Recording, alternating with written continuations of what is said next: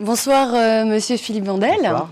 Alors, quand on m'a dit que vous veniez sur le plateau de la CAD, alors je me suis tout de suite rappelé un jeune mec qui était fétichiste des vestes de costume. Vous aviez cette bonne bouille, donc j'ai bien dit bouille avec un B, et vous présentiez le journal du Hard. Oui. Alors, souvenez-vous, c'était l'émission culte du samedi soir sur Canal+. C'était vers minuit à peu près, vous vous souvenez Si, avec Raymond le plombier et Steve le pompier, et leur gros, que dis-je, énorme problème de tuyauterie. D'ailleurs, je me suis souvent demandé si vous aviez commenté ces films plutôt que d'y participer par dépit, peut-être pour cause d'éventuelles lacunes de Dame Nature. Enfin, qu'importe. Le mystère Vandel restait entier.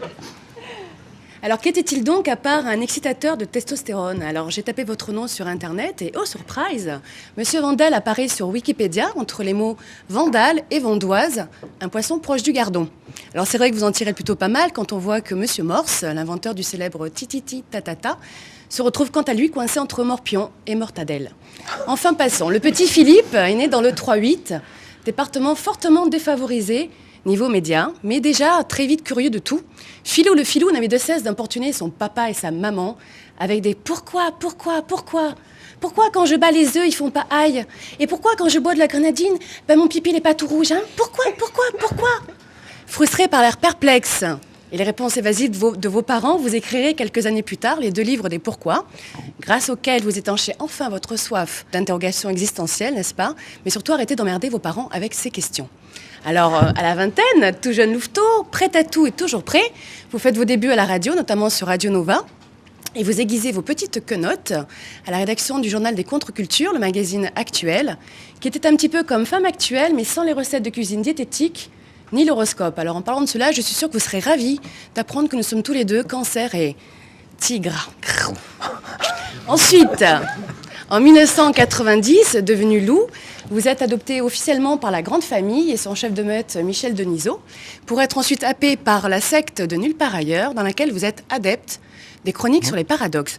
Alors d'ailleurs, n'est-ce pas un paradoxe que de payer le décodeur pour pouvoir décrypter d'obscures contradictions dans une émission claire? Enfin bref, après moult divorces, remariages et unions contre nature sur la chaîne Canal+, eh bien, Philippe Vandel quitte le navire en 2001, avant le naufrage, pour rejoindre le pavillon de France 5 et l'équipage de l'émission Arrêt sur image, dans laquelle les chroniqueurs, poignards entre les dents, passent à l'abordage et s'abordent les coulisses du petit écran. Alors, homme de terrain, homme 4x4, mais surtout homme qui veut tout essayer, vous testez en 2004 la bande à Ruquier à cheval entre Bourriquet et Christine Bravo, pour enfin prendre les commandes hebdomadaires de votre propre émission depuis septembre dernier sur Paris Première. Alors, un beau bébé de 52 minutes, appelé affectueusement Pif Paf, en hommage à Pif Gadget et à Paf le chien, malheureusement tous deux décédés. C'est pas mal.